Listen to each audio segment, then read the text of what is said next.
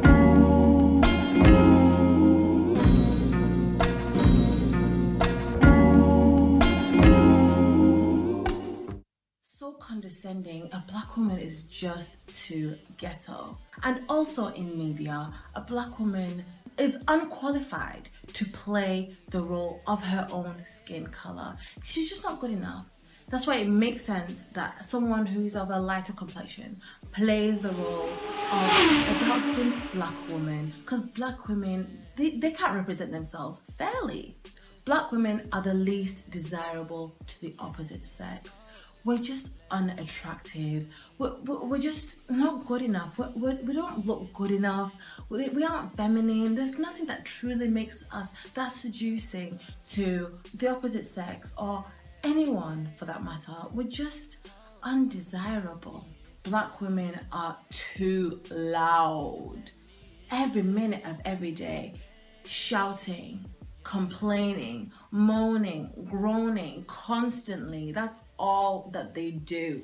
Can they just take a seat for a minute and think, what is to ghetto? And also in media, a black woman is unqualified to...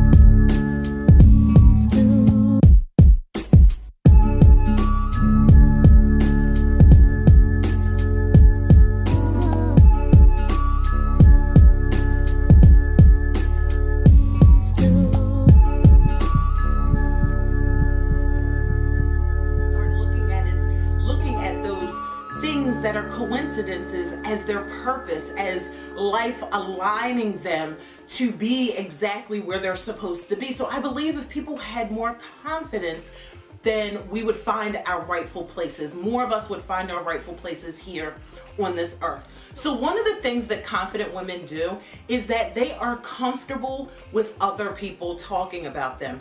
This has to be one of the biggest...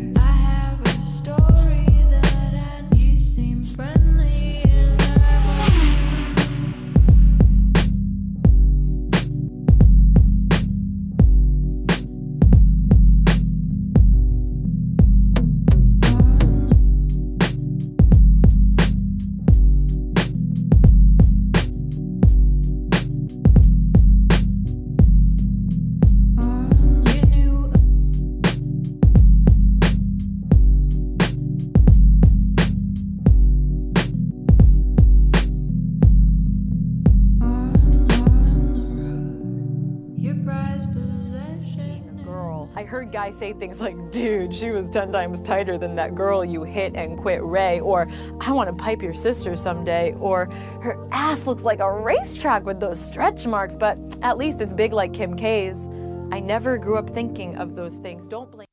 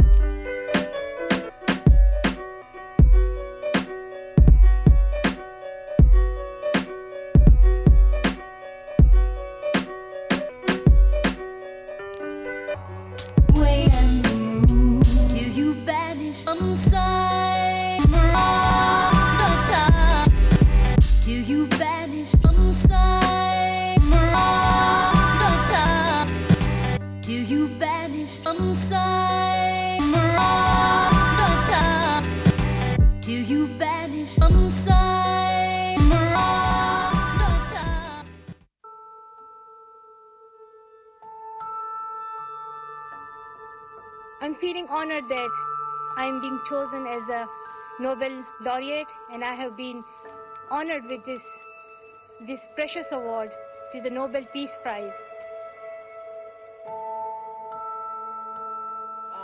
Growing up in Mississippi, my prayer was, for as long as I can remember, God, use me. Use me, use this life. I don't know what the future holds for me, but I know that there is a vision for my life that is greater than my imagination can hold. Use me, use me. What would you have me to do? And that dream, that desire, that prayer brought me somehow to television.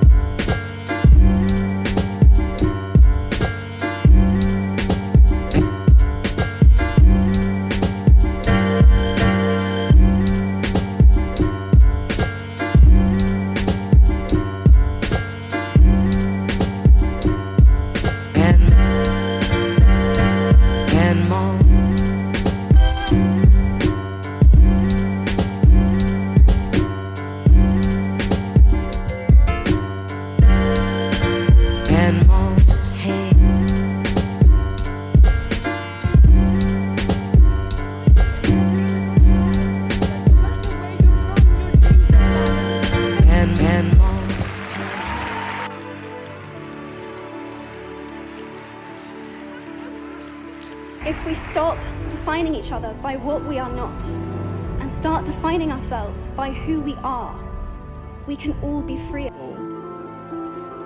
I am grateful to have been loved and to be loved now and to be able to love, because that liberates. Love liberates.